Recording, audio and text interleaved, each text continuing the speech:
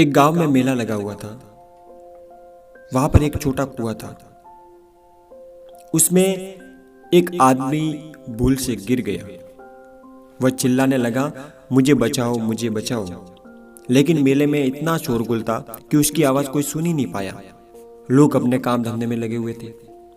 शाम का समय हुआ, लोग जल्दी में थे। इतने में एक समाज सेवी युवक कुएं के पास आकर बैठा। उसे अंदर से आदमी की आवाज सुनाई दी।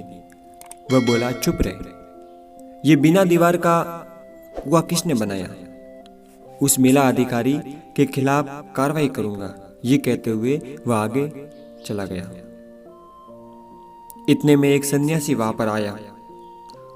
कुएं के अंदर से आदमी की चिल्लाने की आवाज सुनी कि मुझे निकालो। सन्यासी बोला, भाई, पिछले जन्म में तुमने कुछ कुकर्म किए होंगे जिसका फल भोग रहे हो। अपना अपना फल सभी को भोगना पड़ता है, इसमें कुछ नहीं किया जा सकता। उस आदमी ने कहा, ये तुम मुझे बाद में समझा देना, पहले मुझे कुएं से बाहर तो निकालो।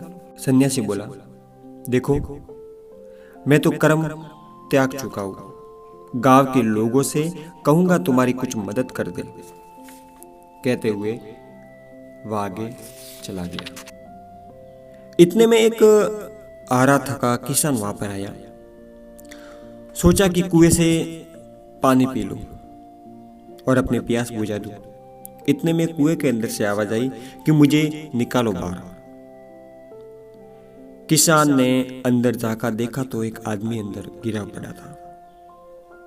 किसान बोला, भाई, ये रस्सी तो इतनी पतली है कि टूट जाएगी, कुछ उपाय करता हूं। उसने अपनी धोती खोली, रस्सी के साथ बांध दी। उसकी सहायता से वह आदमी बाहर निकल गया। उस आदमी ने किसान के पैर पकड़ लिए और कहा, भाई, तू सच्चा धार्मिक है, सच्चा समाज सुधारक है।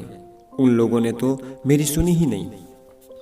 किसान बोला, भाई, मैं समाज सुधार तो कुछ जानता नहीं, पर यह जानता हूं कि जो दूसरों की फिक्र करता है वही दयावान होता है। सभी में ईश्वर का वास होता है। जैसे अपनी और अपने बच्चों की फिक्र, वैसे ही दूसरों की फिक्र कर सकता हो, वही दयावान होता है।